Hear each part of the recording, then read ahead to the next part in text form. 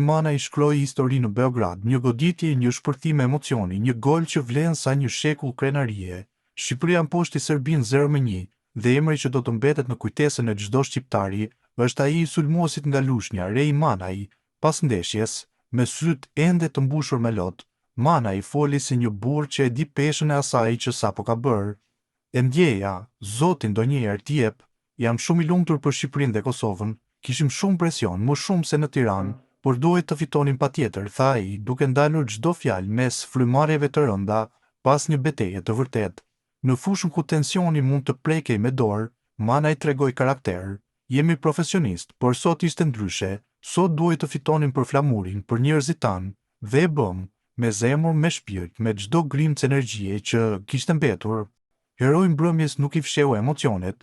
Dua vetëm të festoj sot, nga nesër mendojmë për Andorrën. Edhe po të mos jepte leje Silvinho, sot do të festonim. Do kisha hequr 10 vite nga jeta për këtë gol. Në një natë që do hyjë në legjend, Rej Manaj u bë simboli i unitetit dhe krenarisë shqiptare, një djalë që sfidon presionin, historinë dhe zhurmën e Beogradit, për të bërë të hesht një stadium dhe të ngrejë në këmbë gjithë kombin, një gol që nuk shënon vetëm rezultatin, por shpirtin e shqiptarëve.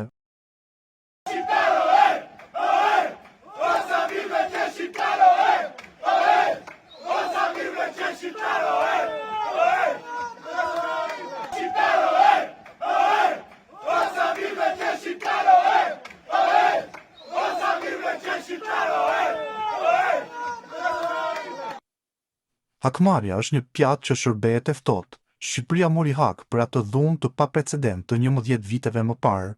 Manaj mori hak për atë penallti të humbur. Kuqezinjt marrin një fitore historike dhe mbajnë gjallë ëndrrën për në botror. Sfida luajtur në tokën serbe solli vetëm festë shqiptare, pavarësisht provokimeve të njëpasnjëshme dhe koreve të turpshme nga ana e tifozërisë vendase. Në minutat e para serbët u dukën më kërkues, gjithsesi kuqezinjt reaguan shumë shpejt. Duke provuar disa herë me anë të krosimeve të Aslanit, ishte pikërisht një nga këto të fundit, që në fund të pjesës së parë, sollën dhe festën kuqezi. Rej Manaj, sulmuesi që u kritikua për penalltin e humbur në Tiranë, ishte në kohën e duhur dhe në vendin e duhur, që me të djathtë të lëshonte një gjuajtje të pakapshme për Petrović, duke kaluar në avantazh kuqezinjt. Festa me shqiponje sulmuesit shqiptar tërboi dhe më shumë serbët, që nuk dinin me çfarë koresh raciste të këndonin. Në pjesën e dytë, serbët tentuan të barazonin sfidën, por në çdo rast, Strakosha u tregua i vëmendshëm dhe i kujdesshëm për të ndalur çdo aksion të vendasve. Pas vërshëllimit së fundit, shpërtheu sërish festa kuqezi, me Shqipërinë që qëndron kështu në vendin e dytë të grupit K me 11 pikë, 4 më shumë se serbët.